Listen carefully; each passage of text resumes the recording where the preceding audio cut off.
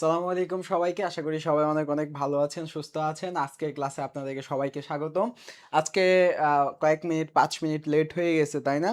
আচ্ছা, সমস্যা নাই। ৫ মিনিট না, অনেকক্ষণ, প্রায় ১৮ মিনিট লেট হয়ে গেছে যান্ত্রিক ত্রুটির জন্য। সমস্যা নাই, আমরা এই ক্লাসটা করি। কিছু এমসিকিউ সলভ করব। সেই এমসিকিউ গুলা সলভ করার সময় আমি ব্যাখ্যা সহ বলে দিব, যাতে আপনার ওই টপিকগুলা সম্পর্কে সম্যক বা কিছু ধারণা হয় অন্তত। ঠিক আছে? আচ্ছা, ১৯ বাজে, আমি ২০ ক্লাসটা শুরু করি। এর মধ্যে সবাই জয়েন করুক।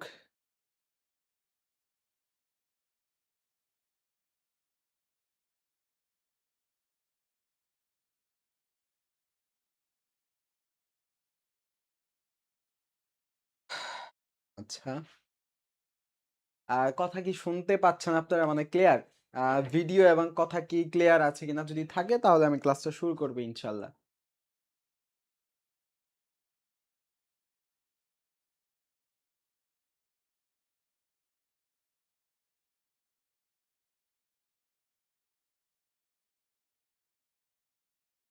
আচ্ছা, ক্লিয়ার আছে মনে হয়। তাহলে হচ্ছে আমি এখন ক্লাসটা শুরু করতেছি। আপনারা সবাই খাতা কলম নিয়েন। পড়ানোর সময় যেগুলা আপনার না মানে অজানা থাকবে, যেগুলো জানেন না, সেগুলো নোট করে নিয়েন কষ্ট করে। আশা করি পিডিএফটা মনে হয় পেয়ে যাবেন, অথবা দেখে নিয়েন আপনি। চলুন আমরা শুরু করি।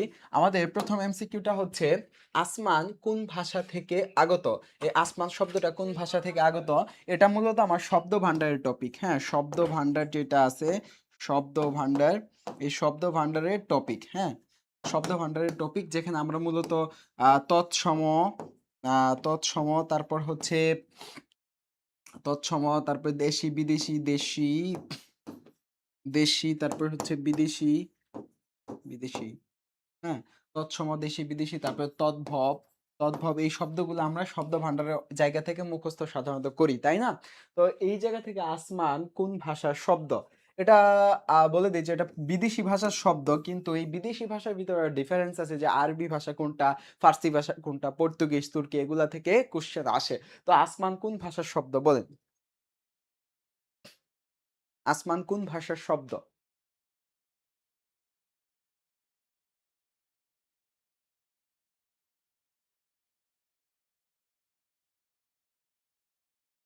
আচ্ছা, এটা বলে দিচ্ছি। আসমান হচ্ছে ফার্সি ভাষার শব্দ। হ্যাঁ, আসমান কি ভাষার শব্দ? ফার্সি ভাষার শব্দ। এখান থেকে ফার্সি ভাষার আরো কিছু শব্দ আমরা দেখতে পাই, যেমন আমরা যদি বলি যে হাদিস, হাদিস, তারপর নামাজ, রোজা, হাদিস, নামাজ, রোজা, এগুলা যদি মেনে চলি তাহলে কি হয়, যে আমাদের খোদা তাআলা গুনাহ মাফ করে। এই খোদা, তারপর হচ্ছে গুনাহ, গুনাহ, ঠিক আছে? তা হাদিস, নামাজ, রোজা। আচ্ছা, রোজা, নামাজ, রোজা, খোদা, গুনাহ, এগুলা সাধারণত কি শব্দ? আমার ফার্সি শব্দ, ঠিক আছে? আচ্ছা, তারপরে যাই। এখানে আছে চৌহদ্দি। চৌহদ্দিটা গত ক্লাসে পড়াই দিছিলাম, তাই না? চৌহদ্দিটা হচ্ছে একটা মিশ্র শব্দ। চৌহদ্দি হচ্ছে একটা মিশ্র শব্দ। চৌহদ্দি হচ্ছে একটা মিশ্র শব্দ। এখানে ফার্সি এবং আরবি, ফার্সি এবং আরবি এই ভাষার সমন্বয়ে গঠিত, ঠিক আছে? এটা গত ক্লাসে কিন্তু পড়াই দিছিলাম। আচ্ছা, তারপরে যাই যে মালা। এই যে যে মালা শব্দের স্ত্রীলিঙ্গ কোনটি? মালা শব্দের স্ত্রীলিঙ্গ কোনটি? মালা শব্দের যদি স্ত্রীলিঙ্গ হয়, তার মানে এটা কি? এটা পুরুষবাচক শব্দ, তাই তো? এটা কি পুরুষবাচক শব্দ?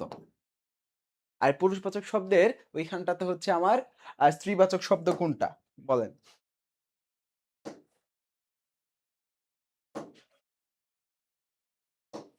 বলেন, মালা শব্দের স্ত্রীবাচক কোনটা? বলেন, আমি আনসারগুলো একটু দেখি আপনাদের।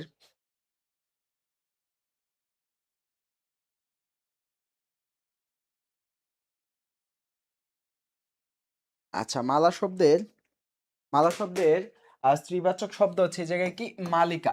আমার মূলত এখানে পুরুষ এবং স্ত্রীবাচক শব্দের ক্ষেত্রে আমার যে দুইটা জিনিস খুব ভালো করে পড়তে হবে, সেটা হচ্ছে নিত্য স্ত্রীবাচক। হ্যাঁ, এগুলা পরীক্ষায় ব্যাপক আসে। নিত্য স্ত্রীবাচক শব্দ, নিত্য স্ত্রীবাচক শব্দ, নিত্য স্ত্রীবাচক শব্দ, আর হচ্ছে নিত্য পুরুষবাচক। হ্যাঁ, নিত্য পুরুষবাচক, নিত্য পুরুষবাচক। পুরুষবাচক। এই নিত্য স্ত্রীবাচক এবং নিত্য পুরুষবাচক এই শব্দগুলা হচ্ছে আমার পরীক্ষায় বেশি পরিমাণে আছে। এখানে অপশন দিয়ে বলবে নিচের কোনটি নিত্য স্ত্রীবাচক শব্দ, দাগাইতে হবে। নিচের কোনটি পুরুষবাচক শব্দ, নিত্য পুরুষবাচক, সেটা দাগাইতে হবে। এখন কথা হলো নিত্য স্ত্রীবাচক কি, নিত্য পুরুষবাচক কি। সাধারণত যেসব স্ত্রীবাচক শব্দের পুরুষবাচক শব্দ হয় না তাকে নিত্য স্ত্রীবাচক বলে। আবার যেসব পুরুষবাচক শব্দে স্ত্রীবাচক শব্দ হয় না তাকে আমার কি নিত্য পুরুষবাচক শব্দ বলে। যেমন আমি বললাম বিধবা, বিধবা, তারপরে হচ্ছে বিধবা, তারপর সৎমা, সৎমা। কখনো কি শুনছেন আপনি যে সৎ বাবা বা এই সৎমার বিপরীত কোনো পুরুষ শব্দ আছে? নাই। তো দেখেন বিধবা, সৎমা, তারপরে মেয়েদেরকে ধরেন ডাকা হয় অনেক শাকচুন্নি, তারপরে অপয়া, অকল্যাণকর যেগুলো থাকে, হ্যাঁ, সেগুলা কি আমার নিত্য স্ত্রীবাচক শব্দ। আর নিত্য পুরুষবাচক শব্দের ক্ষেত্রে কি দেখেন কৃতদার, যে স্ত্রী গ্রহণ করেছে, হ্যাঁ, কৃতদার। আবার অকৃতদার, অকৃতদার, হ্যাঁ, অকৃতদার। আবার আরেকটা বিষয় দেখেন রাষ্ট্রপতি নিয়ে আমাদের একটা কনফ্লিক্ট আছে, হ্যাঁ, রাষ্ট্রপতি, রাষ্ট্রপতি, রাষ্ট্রপতির ডিফারেন্সটা কি দেখেন, রাষ্ট্রপতি ছেলেও হইতে পারে মেয়েও হইতে পারে, উভয় লিঙ্গ। এটা কি ধরেন উভয় লিঙ্গ লিখলাম, উভয় লিঙ্গ, এটা হচ্ছে উভয় লিঙ্গ। সাধারণত যদি অপশনে উভয় লিঙ্গ থাকে তাহলে রাষ্ট্রপতি কি দিবেন, উভয় লিঙ্গ দিবেন। কিন্তু যদি রাষ্ট্রপতি এখানে উভয় লিঙ্গটা না থাকে, যদি সেখানে নিত্য পুরুষবাচক বলে, নিত্য পুরুষবাচক, তাহলে আপনি কি দেখাবেন, রাষ্ট্রপতি নিত্য পুরুষবাচক শব্দ। আর যদি উভয় লিঙ্গ থাকে তাহলে আপনি এটা কি উভয় লিঙ্গ দাগাইতে পারেন, ঠিক আছে। আচ্ছা, তারপরে যাই, বিধবা শব্দের বিপরীতে লিঙ্গ কি দেখেন, এটা এক্স্যাক্টলি বিধবা শব্দের যে বিপরীত শব্দ এমন না। বিধবা কি যার হচ্ছে স্বামী মারা যায়, ঠিক আছে। আর এই জায়গায় যদি বলি এর বিপরীত কি, যে না একজনের বউ মারা গেছে, তাহলে মৃত্যুবরণ করেছে, তাহলে তাকে কি বলবো আমরা, বা সে হচ্ছে কোনো স্ত্রী গ্রহণ করে না এরকম, ঠিক আছে। তো বিধবার যদি বলি বিপরীত লিঙ্গ, তাহলে এখানে কি বিপত্নীকে আমি ধরতে পারি, ঠিক আছে। এটা কি হবে আমার বিপত্নী। আচ্ছা, তারপরে দেখেন রাশি শব্দ দ্বারা গঠিত বহুবচন কোনটি, রাশি শব্দ দ্বারা। সাধারণত এটা কি থেকে কোশ্চেন আসছে, আমার বচন থেকে কোশ্চেন আসে, যেখানে আমার এক বচন আর কি বহুবচন থেকে, হ্যাঁ। তো এই জায়গায় রাশি শব্দ দ্বারা গঠিত বহুবচন কোনটি, মানে এক্সাক্ট সঠিকটা কোনটা, এই জায়গায় সঠিকটা কোনটা হবে, ঠিক আছে, এটা জানতে চাইছে। তো এই জায়গায় সঠিকটা কোনটা হবে বলেন। আচ্ছা, সঠিকটা আমি বলে দিচ্ছি, সেটা এর আগে দেখি বৃক্ষ দ্বারা কি হয়, বৃক্ষ, সাধারণত বৃক্ষ রাজি বা বৃক্ষ সমূহ, বৃক্ষ সমূহ, ঠিক আছে, বৃক্ষ রাজি বা বৃক্ষ সমূহ। তারকা, এই তারকা রাজি হয়, তারকা, ঠিক আছে, তারকা রাজি, তারকা রাজি। তারপরে দেখেন এই জায়গায় মেঘ, মেঘমালা, ঠিক আছে, মেঘমালা, মেঘমালা হয় অথবা মেঘপুঞ্জ, মেঘপুঞ্জ, মেঘপুঞ্জ। এই জায়গায় দেখেন বৃক্ষর সাথে কি হয়, বৃক্ষ রাজি অথবা বৃক্ষ সমূহ। এই জায়গায় তারকা রাজি হয়, রাশি হয় না, মেঘমালা অথবা মেঘপুঞ্জ হয়। বাট তাহলে এই জায়গায় আমার সঠিক আনসার কোনটা, সঠিক আনসারটা হচ্ছে আমার এই জলরাশি, ঠিক আছে, আনসার কোনটা হবে, জলরাশি। আচ্ছা, তারপরে যাই, দেখেন পদের যে রূপ দ্বারা সংখ্যার ধারণা জন্মে তাকে কি বলে। সাধারণত এগুলা সংখ্যার ধারণা কি সিঙ্গুলার, সিঙ্গুলার আর হচ্ছে কি প্লুরাল, ঠিক আছে, প্লুরাল, সিঙ্গুলার আর প্লুরালের যে ইয়াটা আছে, কনসেপ্টটা আছে, সেটা থেকে এটা পারার কথা আপনাদের, আই গেস।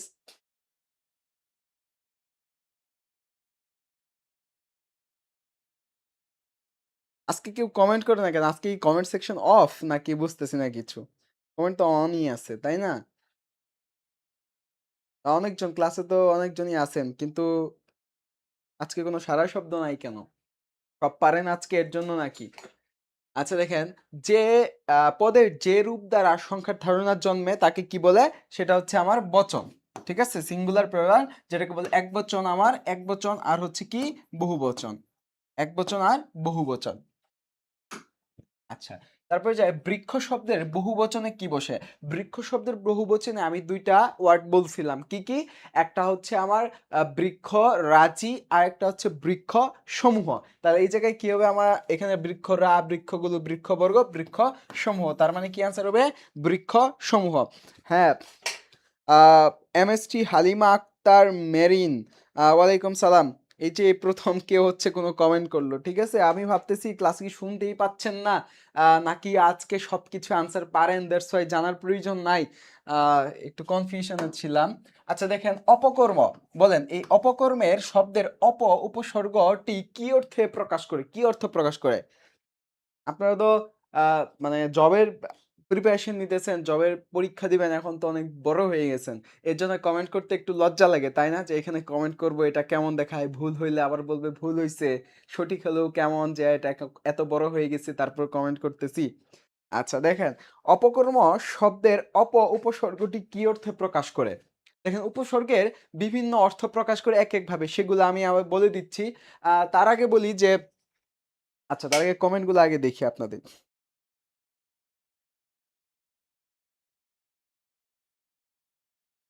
ঠিক আছে।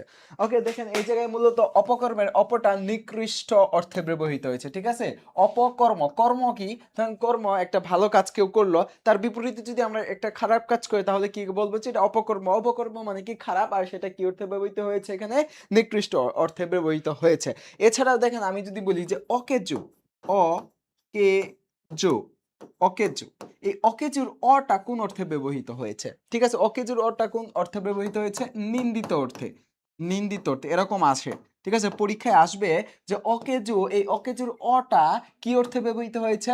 নিন্দিত অর্থে ব্যবহৃত হয়েছে, ঠিক আছে? তারপরে দেখেন অজানা, অজানা, আবার বলবে অজানার অটা, এই অজানার অটা কি অর্থে ব্যবহৃত হয়েছে?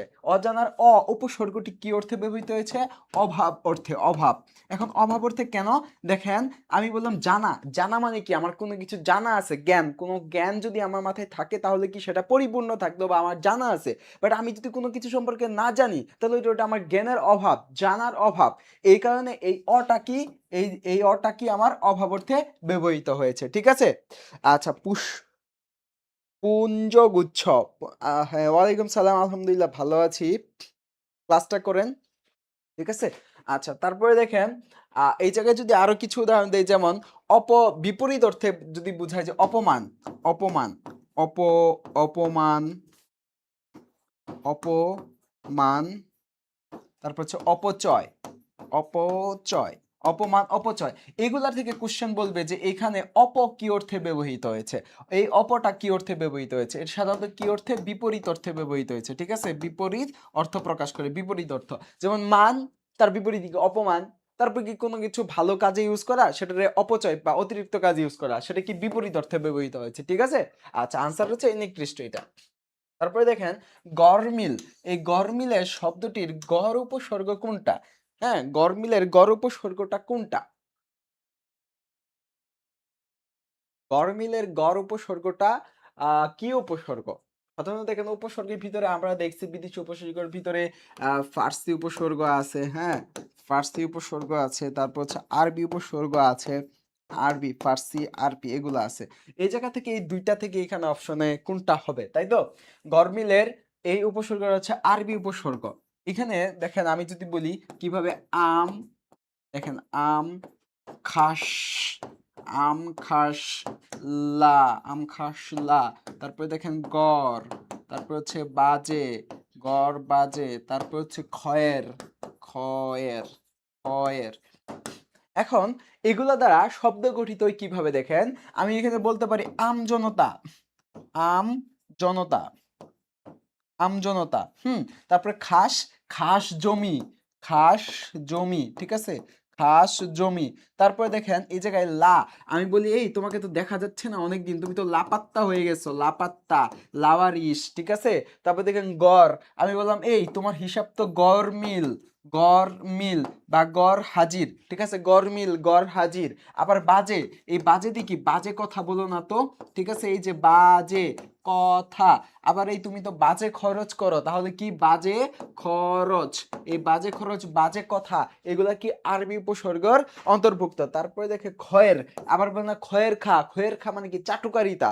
এই খয়ের খা, খয়ের সাথে যদি খা ব্যবহার করি তাহলে এই খয়েরটা কি উপসর্গ, আরবি উপসর্গ। এই প্রত্যেকটা দ্বারাই কিন্তু শব্দ গঠিত হয়। এই আরবি উপসর্গ কয়টা, 6টা আমরা পাইলাম। আরবি উপসর্গ কয়টা, 6টা। আর ফার্সি উপসর্গের ভিতরে 10টা আছে, যেমন ধরি নিম, নিম, ফি, নিম ফি বদ না, নিম ফি বদ না, কম বর, তারপরে কম্বর, ব বে, ঠিক আছে, এগুলো আছে। নিম ফি বদনা কম্বর ববে, এগুলো সহ আরো কিছু উপসর্গ আছে, ঠিক আছে। এটা হচ্ছে কি আমার ফার্সি উপসর্গ। আর এখানে দেখা যাবে আমি কি আরবি উপসর্গ, ঠিক আছে। আচ্ছা, তারপরে যাই, বাংলা ভাষায় তৎসম উপসর্গ আছে কয়টি। বাংলা ভাষায় তৎসম উপসর্গ আছে কয়টি, দেখেন এই জায়গায় যদি বলি তৎসম উপসর্গ, তারপর হচ্ছে বাংলা উপসর্গ, বাংলা উপসর্গ, তারপরে হচ্ছে বিদেশি, বিদেশি, ঠিক আছে, বিদেশি উপসর্গ, বিদেশি উপসর্গ, তৎসম বিদেশি উপসর্গ, ঠিক আছে। এখন কথা হলো যে এখানে উপসর্গগুলা কি কি। তৎসম কয়টি, বাংলা কয়টি, আর হচ্ছে আপনার বিদেশি কয়টি। তৎসম উপসর্গ সাধারণত আমরা জানি 20টি উপসর্গ তৎসম। তারপরে হচ্ছে বাংলা উপসর্গ হচ্ছে 21টি, হ্যাঁ 21টি। আর তারপরে হচ্ছে বিদেশি উপসর্গটা যেগুলো দেখালাম ফার্সি আরবি এগুলা, ঠিক আছে। তৎসম উপসর্গের ভিতরে 20টি আছে, প্র, পরা, হ্যাঁ, প্র, পরা, অপশম, নি, অনু, অবনির, দুর্বি, অধিসূত, পরি, প্রতিয়তি, অভিয়পি, উপা, এগুলা সাধারণত কি তৎসম।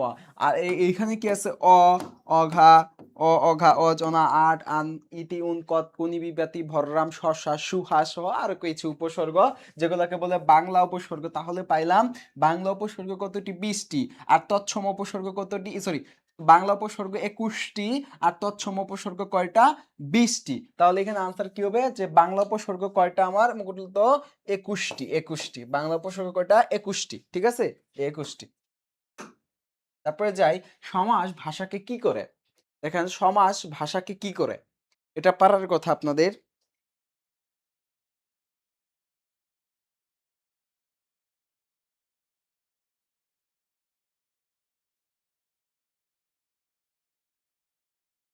সমাস ভাষাকে কি করে, দেখেন সমাস ভাষাকে কি করে, আগে দেখি সমাস শব্দের অর্থ কি। আমরা জানি সমাস শব্দের অর্থ, সমাস শব্দের অর্থ হচ্ছে সমাস শব্দের অর্থ কি ধরতে পারি, যে মিলন।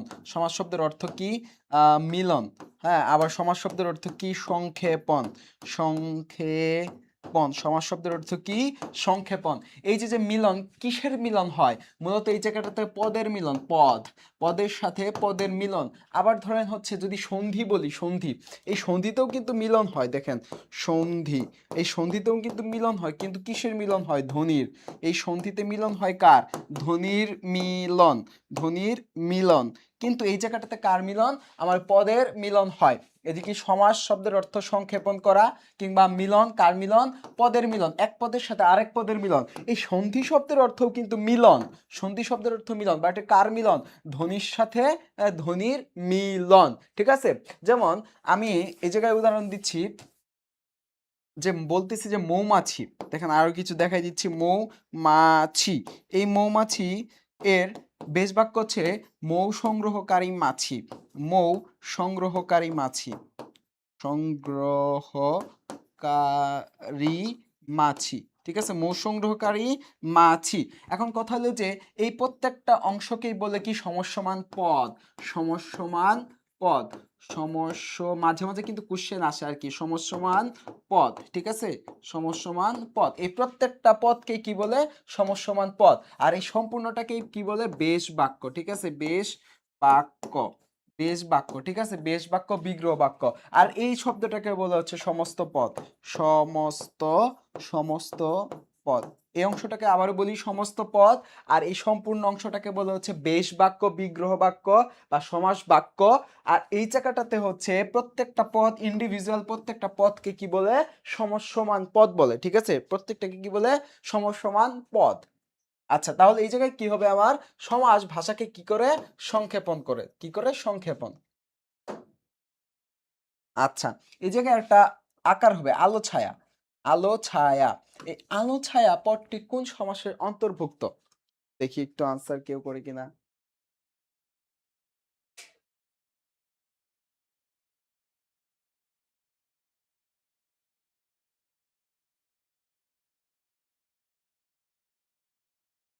আচ্ছা, আলো ছায়া, আলো ছায়া, আলো ছায়া পদটি কি দেখেন, আলো ছায়া আনসারটা দিয়ে দিচ্ছি।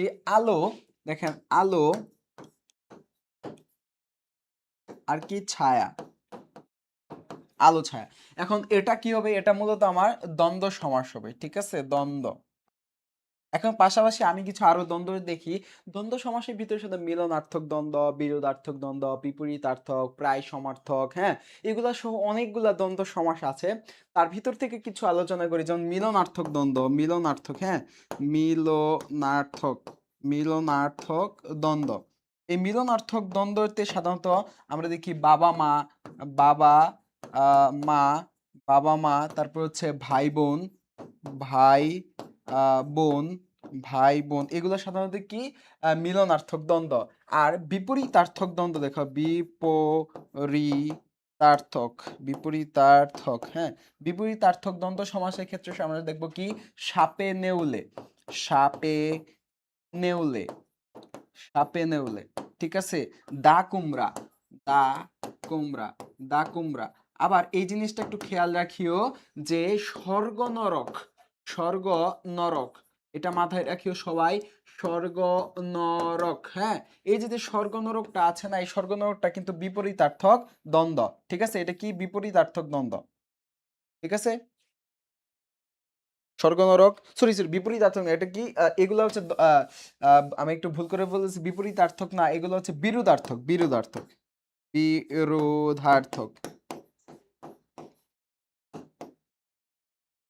হ্যাঁ, বিরোধার্থক। ঠিক আছে, এগুলা কি হবে, বিরোধার্থক, হ্যাঁ, মিলনার্থক দ্বন্দ্ব, বিরোধার্থক। আর বিপরীতার্থক যেটা বলতেছিলাম, বিপরীতার্থক হচ্ছে আয় ব্যয়, বিপরীত, বিপরীত, বিপরীতার্থক হচ্ছে হচ্ছে আয় ব্যয়, আয়, আয় আর কি ব্যয়। ঠিক আছে, আয় ব্যয়, আয় ব্যয়, তারপর হচ্ছে জীবন মরণ, তারপর হচ্ছে লাভ ক্ষতি, সুখ দুঃখ, সুখ দুঃখ, হ্যাঁ, সুখ দুঃখ।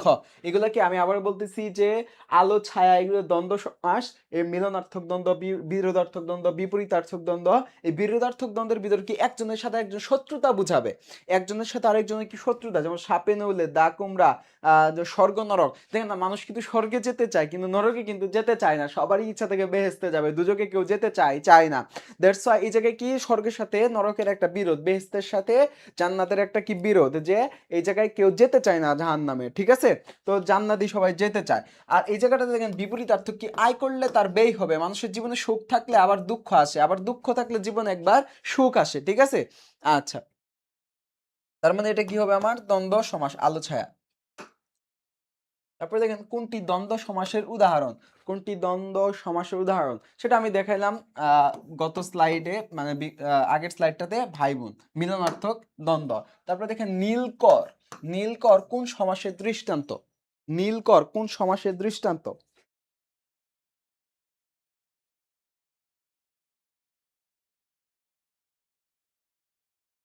নীলকর কোন সমাসের দৃষ্টান্ত। এইখানটাতে বলি নীলকর, নীলকর কোন সমাসের দৃষ্টান্ত বলেন।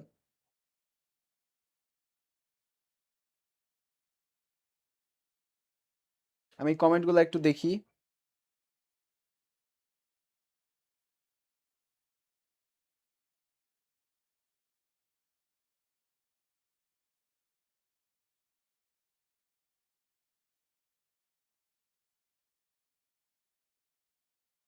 আচ্ছা, আচ্ছা আনসার দিয়ে দিই তাহলে। দেখেন তার আগে দেখেন নীলকর কোন সমাসের উদাহরণ, তার আগে এর বেশ বাক্যটাতে আমার লাগবে, তাই না? এখানে বলতে পারি আমি নীল চাষ করে যে, নীল চাষ বা উৎপাদন, নীল চাষ করে যে, নীল চাষ করে যে। এখন কথা হলো যে এই যে দেখেন নীল, এটা কিন্তু একটা বিশেষ্য, হ্যাঁ, বিশেষ্য পদ। এখন আর এই যে যে করা, এই করাটা কিন্তু একটা কৃদন্ত পদ, কৃদন্ত পদ, ঠিক আছে, কৃদন্ত পদ। তার মানে কি আমার বিশেষ্য যোগ, বিশেষ্য যোগ যদি আমার কৃদন্ত পদ থাকে তাহলে সেটা কি হয়, আমার উপপদ তৎপুরুষ সমাস হয়। উপপদ তৎপুরুষ, উপপদ তৎপুরুষ সমাস, তৎপুরুষ, উপপদ তৎপুরুষ সমাস হয়। যেমন এই যে কর শব্দটা, এই কর শব্দটা কি একটা কৃদন্ত পদ, এটা কিন্তু একটা কৃদন্ত পদ।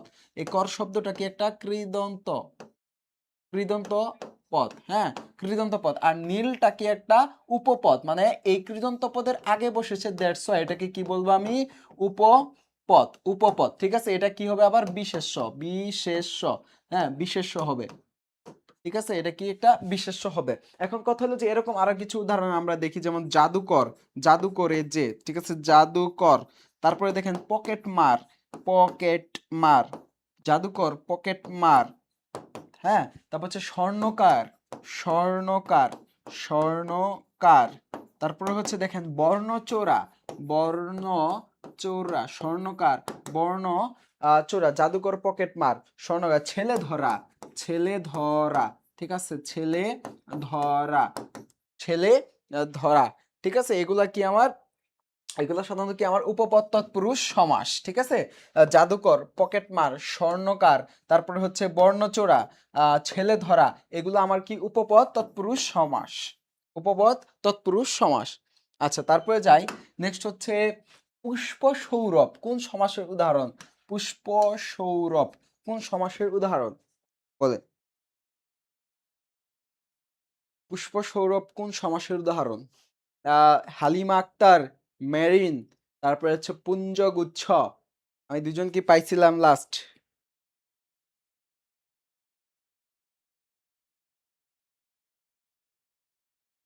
আচ্ছা এটার আনসারটা দিয়ে দিচ্ছি, দেখেন পুষ্প সৌরভের বেশ বাক্যটা কি হবে, দেখেন পুষ্পের সৌরভ, পুষ্পের সৌরভ, পুষ্পের সৌরভ, পুষ্পের সৌরভ, হ্যাঁ। এখন কথা হলো পুষ্পের সৌরভ, এই জায়গায় এর আছে, এর, তার মানে এর কি বিভক্তি যুক্ত আছে। আর এইটা থাকলে কি হবে আমার ষষ্ঠী তৎপুরুষ সমাস, এটা কি হবে ষষ্ঠী, ষষ্ঠী তৎপুরুষ, তৎপুরুষ, ষষ্ঠী তৎপুরুষ সমাস। এখন ষষ্ঠী তৎপুরুষ সমাসে আরো কিছু উদাহরণ আছে, যেমন ঢাকা বিশ্ববিদ্যালয়ে ভর্তি পরীক্ষায়, ঢাকা বিশ্ববিদ্যালয়ে ভর্তি পরীক্ষায় একটা কোশ্চেন আসছিল বৈষম্য বিরোধী, ঠিক আছে, বৈষম্য বিরোধী। এই বৈষম্য বিরোধীর বেশ বাক্যটা কি? এই বৈষম্য বিরোধীর বেশ বাক্য হচ্ছে বৈষম্যের বিরোধী, বৈষম্যের, বৈষম্যের বিরোধী, ঠিক আছে, বৈষম্যের বিরোধী। তারপরে দেখেন আবার যদি বলি ভোটারাধিকার, ভোটারাধিকার, ভোটারাধিকার, ভোটারাধিকার। এই ভোটারাধিকারের বেশ বাক্যটা কি? ভোটের অধিকার, ভোটারাধিকার কি? ভোটের অধিকার। তারপর দেখেন রণকৌশল, রণকৌশল, এই রণকৌশলটা কি? যে রণের কৌশল, এই রণকৌশলটা কি? রণের কৌশল। তারপর দেখেন দেশরত্ন, দেশরত্ন, তাই না? দেশরত্ন শুনলেই আমাদের একটা কথা মনে পড়ে যায়। যাই হোক, দেশরত্ন, এই দেশরত্ন কি? দেশের রত্ন। আবার দেখেন চন্দ্রগ্রহণ, চন্দ্রগ্রহণ, ঠিক আছে, চন্দ্রগ্রহণ কি? চন্দ্রের গ্রহণ, চন্দ্রের গ্রহণ। আবার দেখেন রাষ্ট্রপতি, যদি বলি রাষ্ট্রপতি, রাষ্ট্রপতি, ঠিক আছে, রাষ্ট্রপতি, রাষ্ট্রপতিটা কি? রাষ্ট্রের প্রতি, ঠিক আছে, রাষ্ট্রপতিটা কি? রাষ্ট্রের প্রতি। এগুলো সবগুলাই কি হবে আমার ষষ্ঠী তৎপুরুষ সমাস, ঠিক আছে। আনসারটা হবে আমার তৎপুরুষ সমাস। তারপরে দেখেন শব্দ ও ধাতুর মূলকে কি বলে? শব্দ ও ধাতুর মূল বলতে কি বোঝায়? দেখেন চেনা একটা শব্দ, এই চেনা, হ্যাঁ, এই চেনা শব্দের আগে এটা কোথায় থেকে আসলো? মূলত এটা একটা ধাতু, যেমন চীন ধাতু, চীন, এই যে চীন, চীন যোগ আ, ঠিক আছে, চীন যোগ আ সমান সমান এই চেনা শব্দটা আসছে। তো এই যে যে অংশটা আছে না, এই অংশটাকে কি বলে? শব্দ ও ধাতুর মূলকে, শব্দ ও ধাতুর মূলকে কি বলে? এটা জিজ্ঞাসা করছে, ঠিক আছে? এই অংশটাকে কি বলে মূলত? এই অংশটাকে মূলত বলে, আপনাদের অনেকে পারার কথা আবার নাও পারার কথা, এটাকে বলা হচ্ছে প্রকৃতি। কি বলে? প্রকৃতি। শব্দের মূল অংশকে তাহলে কি বলে আমার? এই দুইটা শব্দ ও ধাতুর মূল অংশকে বলে হচ্ছে প্রকৃতি, ঠিক আছে? প্রকৃতি, ওকে, প্রকৃতি। তারপরে দেখেন মৌলিক ধাতুর অপর নাম কি? এটা অনেকে পারার কথা, অনেকে পারার কথা না, তারপরে বলে দিচ্ছি। মৌলিক ধাতুর অপর নাম হচ্ছে সিদ্ধ ধাতু। কি ধাতু? সিদ্ধ ধাতু, মৌলিক ধাতুর অপর নাম। তারপরে দেখেন ক্রিয়াপদের মূল অংশকে বলা হয় কি? ক্রিয়াপদের মূল অংশকে বলা হয় কি? ক্রিয়াপদ। যেমন আমি যদি বললাম কর্তব্য, দেখেন আমি একটা শব্দ বললাম কর্তব্য, এই কর্তব্যের হচ্ছে বাংলা আমি কি পাবো? দেখেন এই জায়গায় পাবো হচ্ছে আমি, এই জায়গায় পাবো হচ্ছে ক্রি যোগ তব্য, ক্রি যোগ তব্য। এখন কথা হলো যে এই যে অংশটুকু আছে না, এই যে ক্রিয়াপদ, ক্রিয়াপদ, হ্যাঁ, যেটা দ্বারা কাজ করা বুঝায়, করা বুঝায়, সেগুলার এই যে মূল অংশটাকে মূলত বলা হচ্ছে ধাতু, ঠিক আছে? ধাতু, হ্যাঁ, এটা কি বলে? ধাতু। এই ক্রিয়াপদের মূল অংশকে কি বলে? ধাতু। আর এই যে এই জায়গায় চিহ্নটা দিছি না, এটাকে বলা হচ্ছে ধাতু চিহ্ন। এটাকে কিন্তু আমি রুট ওভারের মতো দেই নাই, ঠিক আছে? রুট ওভারের মতো দেওয়া যাবে না, এটা রুট ওভারের মতো দেওয়া যাবে না, ঠিক আছে? এটা কি শুধুমাত্র এরকম করে দিতে হবে, এইদিকে আনা যাবে না। এটা কি কি বলে? ধাতু চিহ্ন। আর ধাতু চিহ্ন কোথায় বসে? ধাতুর আগে বসে। আর ধাতু কাকে বলে? এটা হচ্ছে কাজ করা বুঝাইলে, মানে কৃদন্ত পদের মূল অংশকে কি বলে? ধাতু বলে। আর এই কারণে এই চিহ্নটা দেওয়া হয়, এটাকে বলে ধাতু চিহ্ন, ঠিক আছে? আচ্ছা, তারপরে কি এটা ধাতু বলে। তারপরে দেখেন চলন সই, সই কি শব্দ?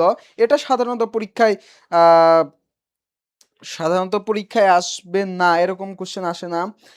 নীল আকাশের ছোঁয়া বা তারা, ও আচ্ছা, এত সুন্দর নাম বাইরে ভাই। আচ্ছা, ধন্যবাদ কুঞ্জগুচ্ছ। দেখেন চলনসই, চলনসই সইটা কি? মূলত এটা বিদেশি তদ্ধিত প্রত্যয়, এটা পরীক্ষায় খুব একটা আসবে না। তারপরে দেখেন সৌন্দর্য, এটা মূলত কি? সৌন্দর্য, হ্যাঁ, ভেঙে গেছে সৌন্দর্য। সৌন্দর্য শব্দটি গঠিত হচ্ছে কি রূপে? সৌন্দর্য শব্দটি গঠিত হচ্ছে মূলত প্রত্যয় যুগে, হ্যাঁ, প্রত্যয় যুগে। সৌন্দর্য শব্দটি গঠিত হয়েছে কি? প্রত্যয় যুগে। কিন্তু আচ্ছা, কে আনসার করছে দেখি। আচ্ছা, ঠিক আছে, সমস্যা নাই। সুন্দর শব্দটি যদি সৌন্দর্য বলি, এটা ভেঙে যদি বলি, দেখেন সুন্দর, সুন্দর যোগ, সুন্দর যোগ উষ্ণ, এই যে উষ্ণ, এটাকে বলে উষ্ণ, অথবা আপনি জ দিতে পারেন, ঠিক আছে? সুন্দর, সুন্দর, ও সুন্দর না, সুন্দর হবে, সুন্দর, সুন্দর যোগ উষ্ণ অথবা জ। তার মানে আমার এটা কি যুগে গঠিত? প্রত্যয় যুগে গঠিত, ঠিক আছে? প্রত্যয় যুগে। তারপরে দেখেন আপন ভালো সবাই চায়। আপন ভালো, দেখেন সাধারণত কি চাইছে? আপন ভালো সবাই চায় বাক্যটিতে ভালো কোন পদ? এই বিশেষণ বলতে কি বুঝায়? বিশেষণ বলতে আমার বুঝায় যে বিশেষ্য এবং সর্বনামের দুষ্গুণ, বিশেষ্য এবং সর্বনামের সর্বনামের দুষ্গুণ, ঠিক আছে? দুষ্গুণ, এটা সাধারণত আমরা জানি, দুষ্গুণ। আর ক্রিয়া বিশেষণ বলতে কি? ক্রিয়াকে বিশেষায়িত করবে। আর সর্বনাম কি? যা বিশেষ্যের পরিবর্তে, হ্যাঁ, বিশেষ্যের বিশেষ্যের বিশেষ্যের পরিবর্তে, বিশেষের পরিবর্তে, এই বিশেষের পরিবর্তে যা বসে, তাহলে হচ্ছে এই জায়গায় বিশেষণ আর বিশেষ্যটা কি? বিশেষ্য হচ্ছে কোনো কিছুর নাম বুঝায়, কোনো কিছুর নাম বোঝায়। যেমন আপন ভালো সবাই চায়, এই জায়গায় আরেকটা জিনিস বুঝায়, যে আমি বললাম ভালোকে, ভালো যে জিনিস বা ভালো কোনো ছেলেকে, দেখেন ভালোকে সবাই, সবাই ভালো বলে, ভালোকে সবাই কি বলে? ভালো বলে। এই জায়গাটাতে, এই জায়গাটাতে কোন ভালোটা বিশেষ্য? এই জায়গায় দেখেন যে ভালোকে আমি বললাম কাকে? ভালোকে, বা কি? এই যে ভালো, আমি বললাম আপন ভালো কি না চায়, কোশ্চেন করলাম আপন, আপন ভালো বা আপন কি চায়? আপন ভালো চায়, দ্যাটস হোয়াই এটা কি হবে আমার?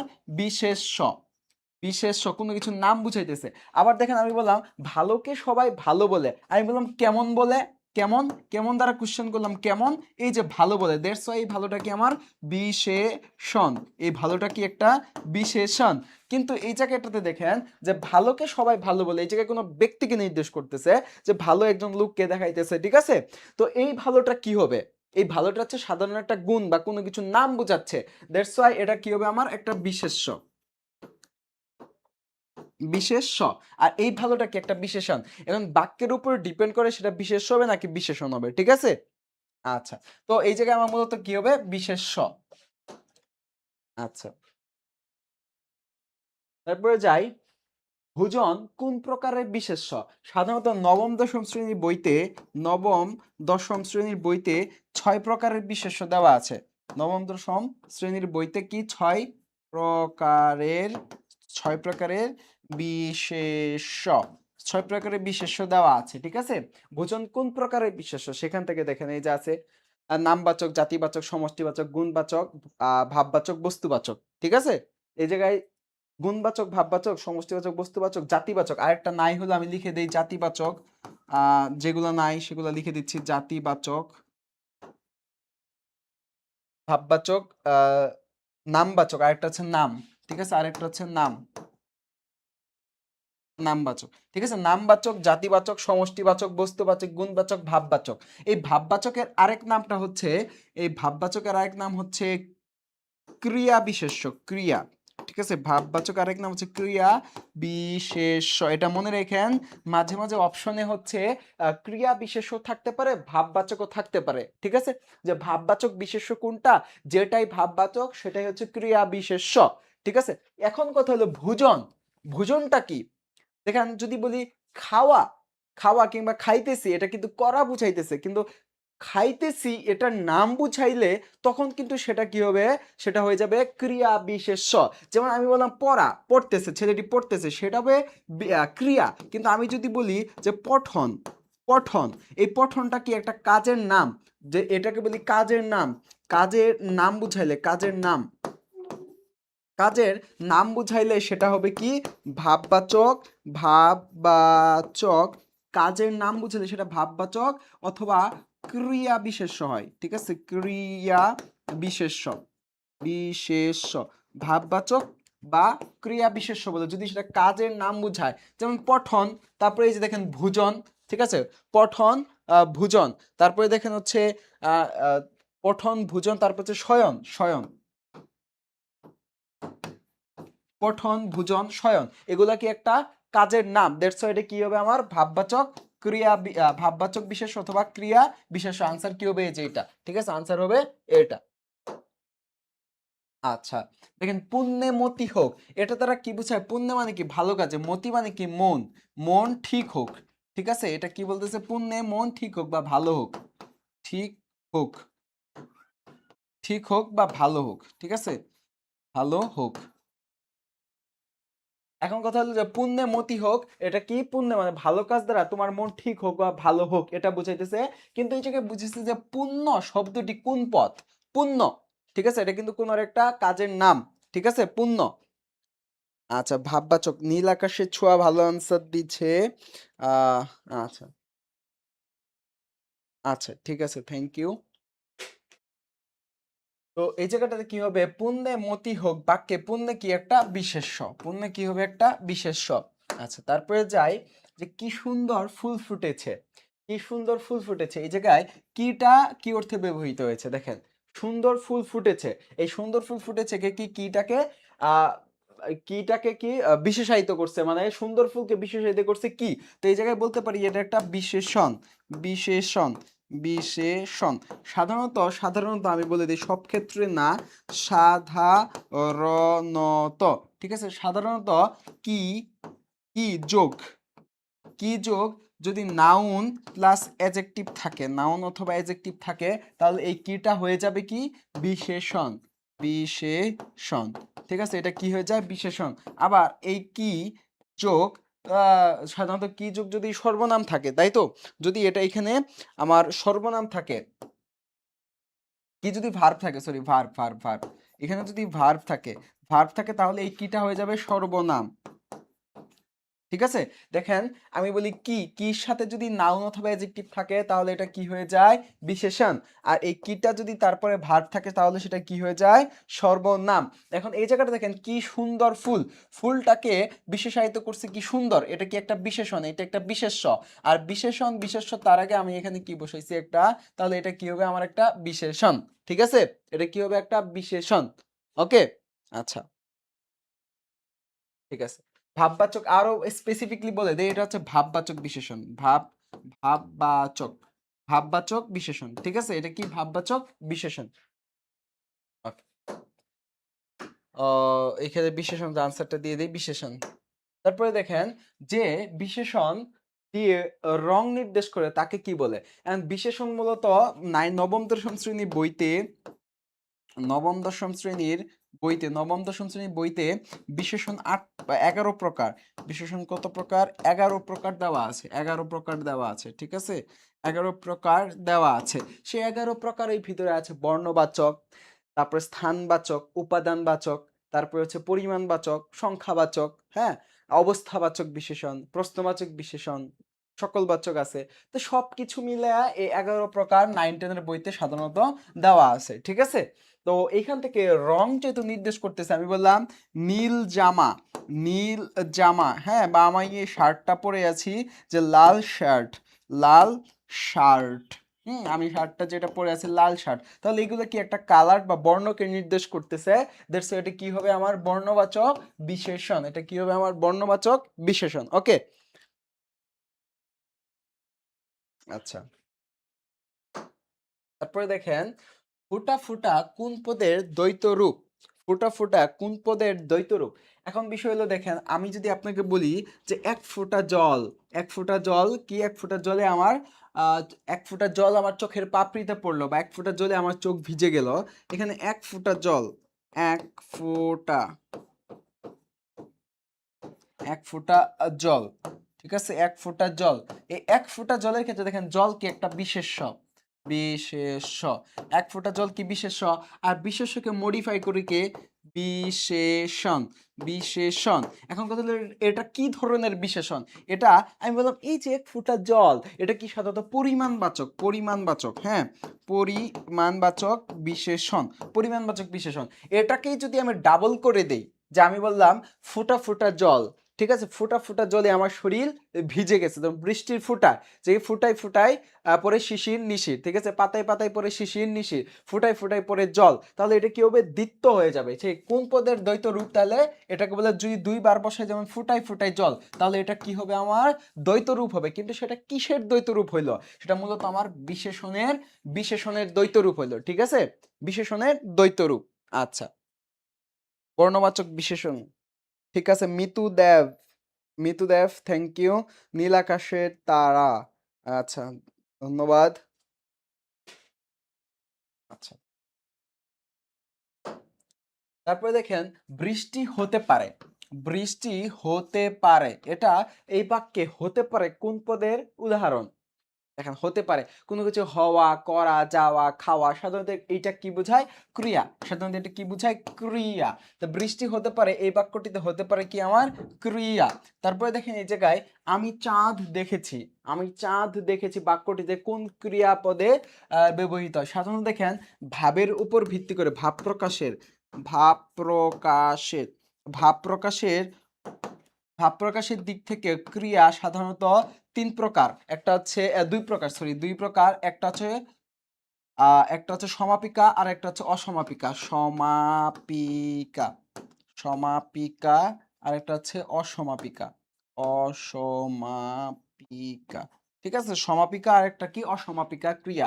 আর একটা হচ্ছে কর্মের উপস্থিতির দিক থেকে, কর্মের উপস্থিতি, হ্যাঁ, কর্মের উপস্থিতি, উপস্থিতি, কর্মের উপস্থিতির উপর ভিত্তি করে এই জায়গা হচ্ছে 3 প্রকার, 3 প্রকার, 3 প্রকার।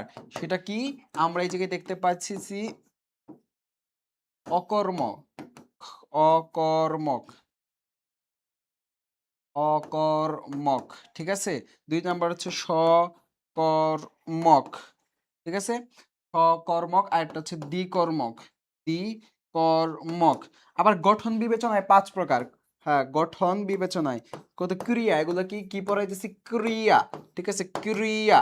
এই ক্রিয়া যদি বলি ভাব প্রকাশের দিক থেকে কত প্রকার? 2 প্রকার, সমাপিকা, অসমাপিকা ক্রিয়া। আবার কর্মের উপস্থিতি, কর্ম উপস্থিতির উপর ভিত্তি করে 3 প্রকার, অকর্মক, সকর্মক, দ্বিকর্মক। আর একটা হচ্ছে গঠন বিবেচনায়, গঠন বিবেচনায়, গঠন বিবেচনায় কত প্রকার? 5 প্রকার। এই 5 প্রকার, এটা আমরা আপাতত পড়তেছি না। এখানে আছে নাম, আছে সংযোগ ধাতু আছে, ঠিক আছে, নাম, সংযোগ, যৌগিক ধাতু, এগুলা সবকিছু আছে 5 প্রকার। তো এটা আপাতত পড়তেছি না। আমার পড়ার বিষয় হচ্ছে অকর্মক, সকর্মক আর দ্বিকর্মক। এর জন্য আলাদা একটা স্লাইড নিয়ে আমি দেখি যে এই জায়গায় অকর্মক বলতে কি বোঝায়। অকর্মক, অকর্মক আমি কিন্তু ক্লাসে বুঝাইছিলাম, যেমন রহিম বই পড়ে। আর অকর্মকে বলতে যে সে পড়ে, যেমন সে পড়ে বা রহিম পড়ে, রহিম পড়ে। এই জায়গায় কিন্তু কোনো কর্ম নাই, এই জায়গায় কিন্তু কর্ম নাই। কিন্তু আমি যদি বলি সকর্মকের ক্ষেত্রে, সকর্মক যদি সকর্মক বুঝায়, যেমন রহিম বই পড়ে বা সে বই পড়ে, সে বই পড়ে, সে বই পড়ে। এই জায়গাটাতে দেখেন সে করে, সেখানে কি সাবজেক্ট আছে, আর এই জায়গায় আমার কি ভার্ব আছে, ভার্ব আছে, কিন্তু এই জায়গায় অবজেক্ট কিংবা আমার কোনো কর্ম নাই। হ্যাঁ, এই জায়গাটাতে নাই, দ্যাটস হোয়াই এটা কি অকর্মক হবে। আবার এই জায়গায় দেখেন কি, যে সে বই পড়ে, এই জায়গাটা কি আমি একটা কর্ম দিছি। আর একটা ভালো উদাহরণ দেই, যেমন সে খায়, সে খায়, সে খায় বলতেছি, কিন্তু কি খায় এটা তো আমি বলি নাই। যখন আমি বলবো সে ভাত খায়, সে ভাত খায়, সে ভাত খায়, সে ভাত খায়, তাহলে এই জায়গাটাতে কি হবে, কর্ম, কর্ম, কর্ম, ঠিক আছে। ক্রিয়া যাকে আশ্রয় করে কর্ম সম্পাদন করে বা ক্রিয়া সম্পাদন করে, সরি, যেটা হচ্ছে ক্রিয়া যাকে আশ্রয় করে কাজ সম্পাদন করে তাকে কি বলে, কর্ম। আরেকটা আছে দেখেন দ্বিকর্মক, দ্বিকর্মক। দ্বিকর্মকটা কি, এই জায়গাতে দুইটা কর্ম থাকবে। দ্বিকর্মকে কি, দুইটা কর্ম থাকবে। যেমন বাবা আমাকে বই কিনে দিলেন, বাবা আমাকে, আমাকে, আমাকে বই কিনে দিলেন, বই কিনে দিলেন, বই কিনে, কিনে দিলেন, বাবা আমাকে বই কিনে দিলেন। এই জায়গাটা দেখেন বাবা হচ্ছে আমার এই জায়গাটা সাবজেক্ট, হ্যাঁ সাবজেক্ট, এটার সাথে আপাতত কোনো সম্পর্ক নাই। কিন্তু আমাকে, এটা হচ্ছে কর্ম, এটা হচ্ছে কর্ম। আবার বই কিনে দিলেন, এটাও কিন্তু একটা কর্ম। আর কিনে দিলেন এটা কি, একটা ক্রিয়া, ঠিক আছে, এটা হলো ক্রিয়া। এখন কথা হলো এটাও তো কর্ম, এটাও তো কর্ম, তাহলে কোনটা কোন কর্ম, এটাও আবার ডিফারেন্স আছে। এই যে বস্তুবাচক অংশটাকে, এই বস্তুবাচক অংশটাকে বলা হচ্ছে মুখ্য কর্ম। বস্তুবাচক অংশটাকে কি বলে, মুখ্য কর্ম, মুখ্য, মুখ্য কর্ম, বস্তুবাচক অংশটাকে। আর এই ব্যক্তিবাচক অংশটাকে বলা হচ্ছে গৌণ, এই যে গৌণ কর্ম, ঠিক আছে, গৌণ কর্ম। এই পড়াগুলো আরো বারবার রিপিট হবে, ঠিক আছে, যতবার ক্লাস হবে বারবার রিপিট হবে। একবার মানে দেখতে দেখতে দেখতে দেখতে এই পড়াগুলো আপনার মুখস্থ হয়ে যাবে ইনশাল্লাহ, ঠিক আছে। আচ্ছা, ভাববাচক বিশেষণ, নীলাকাশের বর্ণবাচক, বর্ণবাচক বিশেষণ, মৃত্যুদেব, নীলাকাশের তারা, সকর্মক। Thank you. আচ্ছা, থ্যাংক ইউ। তাহলে এবার যাই, এই জায়গায় দেখেন কর্ম নাই, এই কারণে এটাকে কি বলতেছি, অকর্মক। কর্ম আছে, দ্যাটস ওয়াই সকর্মক। দুইটা কর্ম থাকবে, দ্যাটস ওয়াই এটাকে কি বলবো আমি, দ্বিকর্মক। তার মানে আমার এই জায়গায় যেটা ছিল, দেখি আনসার, যে আমি চাঁদ দেখেছি, এই জায়গায় চাঁদ কি, কর্ম। যদি আমি বলতাম যে আমি দেখেছি, আমি যদি বলতাম আমি দেখেছি, তাহলে সেটা কি হতো, আমি দেখেছি, তাহলে সেটা হলো অকর্মক। কিন্তু আমি যখন বললাম আমি চাঁদ দেখেছি, তার মানে কি আমার কর্ম আছে, কোনো একটা অবজেক্ট আছে, আমি দেখতেছি কোনো কিছু, তার মানে সেটা কি হবে, আমার সকর্মক ক্রিয়া। কি হবে, আমার সকর্মক। তারপরে দেখি ৩০ লক্ষ শহীদের রক্তে বাংলাদেশ স্বাধীন হয়েছে। ৩০ লক্ষ বাংলাদেশ ৩০ লক্ষ শহীদের রক্তের বিনিময়ে বাংলাদেশ স্বাধীন হয়েছে। বাংলাদেশ স্বাধীন হয়েছে, স্বাধীন হওয়ার পরে আবার কি আমরা স্বাধীনতা ফিরাই দিছি, নাকি স্বাধীনতা চলতেই আছে এখনো? যেহেতু এটা চলতে আছে, একবার অতীতে কোনো কিছু করে সেটা বর্তমানে চলতেছে, তার মানে এটা কি হবে, আমার এই জায়গা হচ্ছে পুরা ঘটিত, পুরা ঘটিত কি বর্তমান, ঠিক আছে। এটা কি আনসার হবে, পুরা ঘটিত আমার বর্তমান হবে, কারণ বর্তমানে স্বাধীনতাটা রয়ে গেছে। এটা কি পুরা ঘটিত, ঘটে গেছে একটা বিষয়, বাট বর্তমানে চলমান আছে, সেটা কি পুরা ঘটিত বর্তমান। আচ্ছা, তারপরে দেখি যে আমরা তখন বই পড়তেছিলাম। দেখেন, আমি যদি বলি যে আমি বই পড়তেছি, তার মানে কি বর্তমানে। আমরা তখন বই পড়তেছিলাম, এটা কি, তখন একটা কোনো কাজ ঘটতেছিল, তখন কোনো কাজ একটা ঘটতেছিল, তার মানে কি এটা ঘটমান অতীত, এটা বলি পাস্ট কন্টিনিউয়াস, ঠিক আছে। ঘটমান অতীত কি পাস্ট কন্টিনিউয়াস, ঠিক আছে, পাস্ট কন্টিনিউয়াস। তার মানে কি আমরা তখন বই পড়তেছিলাম, এটা কি হবে, পাস্ট কন্টিনিউয়াস টেন্স, বা এটা কি সাধারণ অতীত নাকি পুরা ঘটিত অতীত, পুরা ঘটিত অতীত হবে, কি হবে, পুরা ঘটিত অতীত, ঠিক আছে, পুরা ঘটিত অতীত। আচ্ছা, আশা করি সবাই বুঝতে পারছেন, এটাই মনে হয় আমাদের লাস্ট স্লাইড ছিল। আচ্ছা, সবাইকে অনেক অনেক ধন্যবাদ। আপনাদের আল্লাহ তাআলা রিজিকের ব্যবস্থা করে দেখ, যারা নার্সিং যে জব প্রিপারেশনের বাইরে গিয়ে হচ্ছে আমার স্টুডেন্ট যারা নার্সিং এ মানে নার্সিং কলেজে পড়ার জন্য প্রিপারেশন নিচ্ছেন, তারাও এখানে অনেকে ক্লাস করছে, তাদের জন্য শুভকামনা, যাতে আগামী যে ভর্তি পরীক্ষাটা হবে সেখানে আপনারা ভালো একটা নার্সিং কলেজ সিকিউর করতে পারেন। পাশাপাশি রিজিকের মালিক আল্লাহ, যারা হচ্ছে আপনারা জব প্রিপারেশন নিচ্ছেন, ভালো করে সৃষ্টিকর্তার প্রতি বিশ্বাস রাখেন। আপনাদের আশা করি আল্লাহ তাআলা খুব মানে ভালো করে রহমত দান করুক, যাতে হচ্ছে আপনারা একটা ভালো রিজিকের ব্যবস্থা হয়, হালাল রিজিকের ব্যবস্থা হয়, ঠিক আছে। আপনাকে অনেক অনেক থ্যাংক ইউ, এবং আবারও বলি বাংলায় ধন্যবাদ, ঠিক আছে, সাথে থাকার জন্য, কষ্ট করে ক্লাসটা করার জন্য। সবাইকে সালাম, আসসালাম।